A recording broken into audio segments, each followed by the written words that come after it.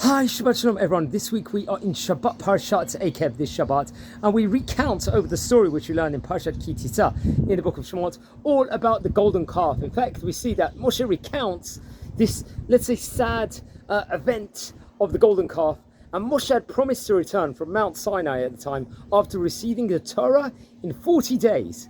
But the Jewish people, they miscalculated. According to their calculations, Moshe Rabbeinu, Moses, was late. Now, fearing that Moshe at the time would never return from this mission, let's just say, to go up the heavenly realms and speak directly to God, the Jews made themselves a golden calf and worshipped it while proclaiming at the time. The Pasuk says, "This is our God that took us out of Egypt."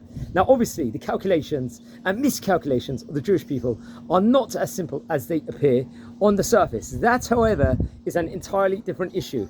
Now, over here, we see on the aftermath of this calamity of the golden calf, Hashem actually wanted to, unfortunately, destroy the nation and rebuild a new nation with Moshe around it. Now, we see the greatness of the leadership of Moshe Rabbeinu as he says, "Release me," said God, "and I will destroy them and build a new nation from you." This is what's featured in chapter number 9. Now, immediately after the words of "release me," Moshe Rabbeinu, Moses, he sprung into action. And obviously in Sefer Shemot we see, it details how Moshe pleaded, let's say, begged and reasoned with God, with Hashem, with a multitude of persuasive arguments that calmed his wrath, and the Jews were spared. Now, it's actually interesting. We don't see, this is not the first occasion we see greatness of leaders. We also see Abraham, I believe, in Parshat Vayera, in the book of Bereshit, where Hashem wants to destroy Sodom, and he says, if there's 50 people, 45 people, 40 people, even 10 people a minyan.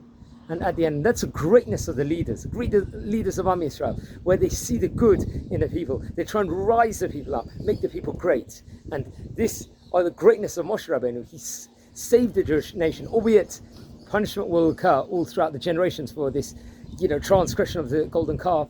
We were still all saved, and we live to see the day over here. And Be'ez Hashem, we treasure the mitzvot and do more. Be'ez Hashem, we'll cherish the Torah so much more. Have a fantastic Shabbat, everyone.